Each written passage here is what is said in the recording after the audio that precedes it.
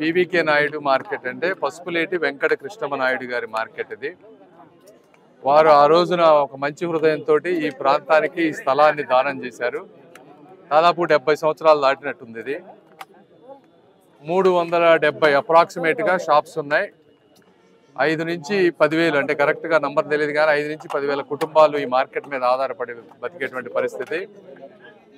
అంటే మీరు చూస్తూ ఉంటే ఈ ప్రాంతంలో ఇదంతా పాడైపోయింది ఎక్కడికక్కడ. దీన్ని గత 20 సంవత్సరాల నుంచి దీన్ని మోడిఫై చేయాలి, బెటర్గా చేయాలని అన్ని ప్రభుత్వాలు ట్రై చేస్తూ ఉన్నాయి. అయితే గత 5 సంవత్సరాల్లో జగన్మోహన్ రెడ్డి గారు ఆస్తులు అమ్మే ప్రక్రియలో దీన్ని కూడా అమ్మేసి ఆ డబ్బులు వేరే వాటికి డైవర్ట్ చేయాలని చూశారు. ఇప్పుడు మాధవి గారు ఎలక్షన్ ముందు వచ్చినప్పుడు మేము దీన్ని ఏ విధంగా ముందుకు తీసుకువెళ్ళాలని చెప్పి ఒక ప్లాన్ చేస్తూ ఉన్నాం. మాధవి గారు కూడా వాళ్ళకి కొంత ఇక్కడ ఉన్న వాళ్ళకి అపోహలు ఉన్నాయి.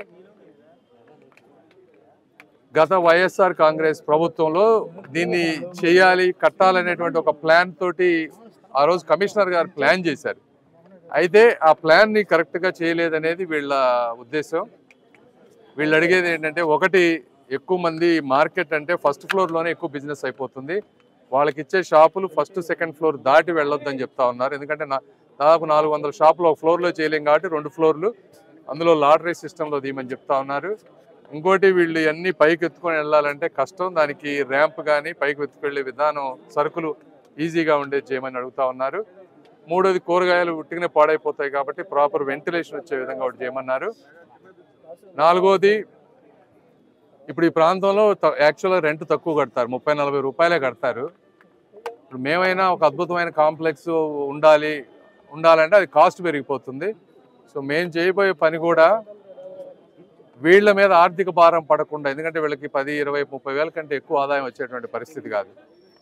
కాబట్టి ఆ కాస్ట్ కన్స్ట్రెయింట్స్ని కూడా బ్యాలెన్స్ చేసుకొని కొంచెం మోడర్న్ టాయిలెట్స్ ఇవన్నీ ఉండే విధంగా చూసుకొని అన్నిటిని ఆర్గనైజ్ చేసుకొని ఒక సిస్టమేటిక్గా చేయాలనేది మాధవి గారు అడుగుతూ ఉన్నారు. ఒక నెల నుంచి మనం వాళ్ళ బాధలు వినాలని, అందుకని ఈరోజు ఇద్దరం కలిసి వచ్చాం. అందుకని మాధవి గారికి అదేవిధంగా ఈ మార్కెట్లో ఉన్న వాళ్ళందరికీ కూడా ధన్యవాదాలు తెలుపుతూ ఉన్నాం. డెఫినెట్గా దీన్ని సిస్టమేటిక్గా కమిషనర్ గారు మేము అందరం కలిపి, కార్పొరేటర్లు, కౌన్సిలర్లు అందరం కలిపి తప్పకుండా చేస్తాం.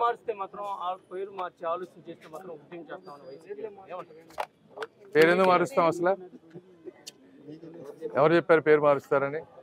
నేను ఫస్ట్ చెప్పింది ఏంటమ్మా, పసుపులేటి వెంకట కృష్ణమ నాయుడు గారు. ఆయన ఆ రోజున మంచి హృదయంతో ఈరోజు ఇది 2 ఎకరాలు దాదాపు 100 కోట్లు ఉండేది ఆ రోజు దానం చేశారు. ఎందుకు మారుస్తారు పేర్లు? అలాంటి పిచ్చి రాజకీయాలు ఉన్న వాళ్ళకి మంచి చేయాలనుకునే వాళ్ళమే కానీ పిచ్చి రాజకీయాలు చేసేవాళ్ళు ఎవరు లేరు. వీళ్ళతో పాటు బయట ఆకుకూరలు అమ్ముకునే వాళ్ళు ఒక 1000 మంది వరకు ఉంటారు.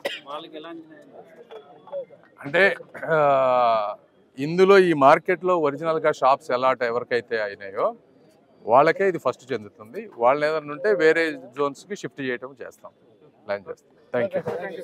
చూసారు కదండి, మరి ఈ వీడియో కనుక మీకు నచ్చినట్లయితే ఒక లైక్ కొట్టేసి మీ అభిప్రాయాన్ని కూడా కామెంట్ బాక్స్లో తెలియజేస్తూ ఇలాంటి ఇంట్రెస్టింగ్ అప్డేట్స్ కోసం మా ఛానల్ని సబ్స్క్రైబ్ చేసుకోండి.